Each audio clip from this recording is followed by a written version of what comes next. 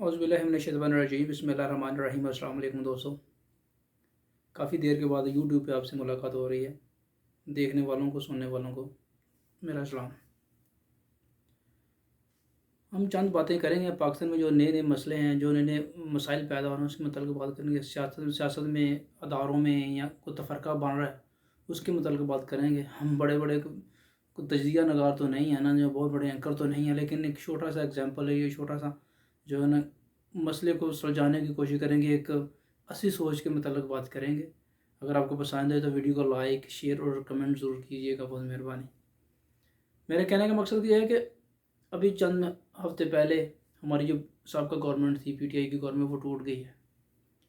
جو ایک عدم اعتماد کی وجہ سے ٹوٹی ہے, ووٹ آف نو کانفیڈنس کی وجہ سے ٹوٹی ہے, جس کا ایک نئی حکومت آئی ہے اور ایک فضا بنی ہوئی ہے دو گروپوں میں, بلکہ تین گروپ بنے ہوئے ہیں. فضا بنی ہوئی ہے کہ جو نیا پرائم منسٹر آیا ہے یا نیا وزیر اعظم آیا ہے وہ کسی ملک کے اشارے سے آیا ہے یا کسی اسٹیبلشمنٹ کے اوپر لے کے آیا ہے. تو اس کے متعلق بات کریں گے. اور اس سے پہلے جو 2018 میں گورنمنٹ بنی تھی اس کے متعلق 3.5 سال پونے 4 سال یہی باتیں ہوتی رہی کہ وہ ووٹ لے کے نہیں آیا, وہ کسی جرنل کی وجہ سے یا کسی ادارے کی وجہ سے یا کسی ایسے ادارے کی وجہ سے اوپر آیا جس نے اس کو سر پہ ہاتھ رکھا, سپورٹ کی, اس کو سیٹیں دلا دیں اور آ گیا.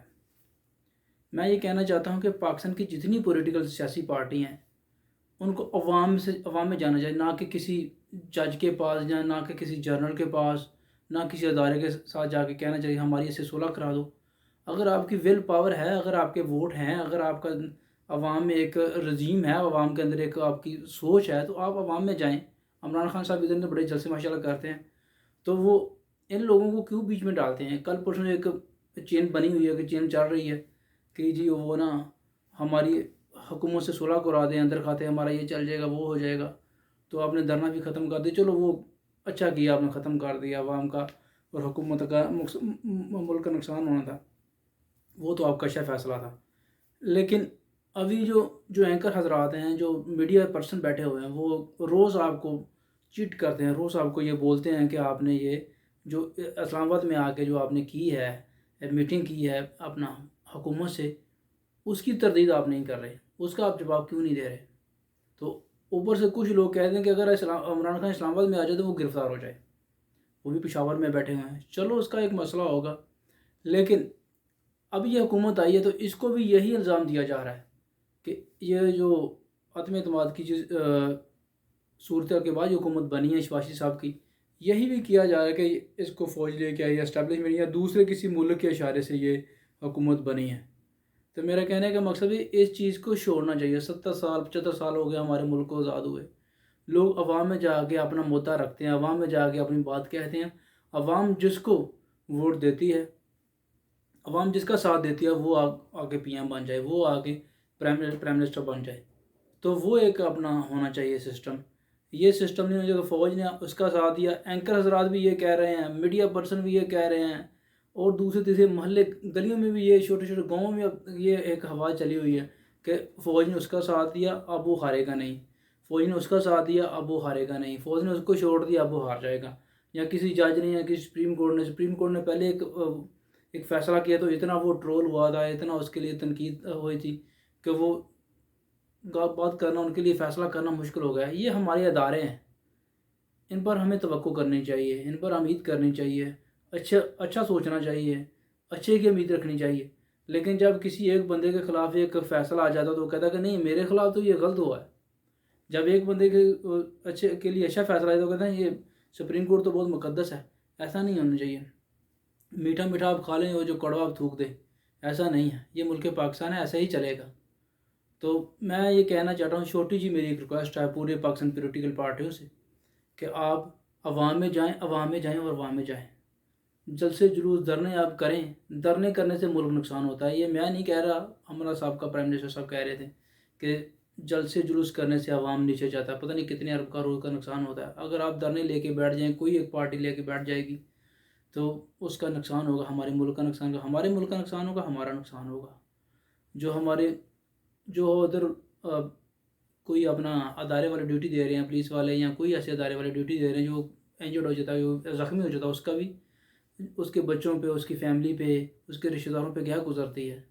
ہم میں سے وہ لوگ ہیں نا، وہ باہر سے تو آئے نہیں، وہ آسمان سے تو اترے نہیں، یا زمین سے ہو گئے تو نہیں ہیں، ہم میں سے کسی کا بھائی ہے، کسی کا بیٹا، کسی کا کچھ ہے، تو ہمارے آپس میں ہم جڑے ہوئے ہیں۔ تو جب ہم کسی کو پتھر مارتے ہیں یا کسی کو لاٹھی مارتے ہیں یا کسی کو فائر کرتے ہیں، ٹیئر گیس پھینکتے ہیں، تو وہ بھی ہم اپنے ہی لوگوں پر پھینکتے ہیں۔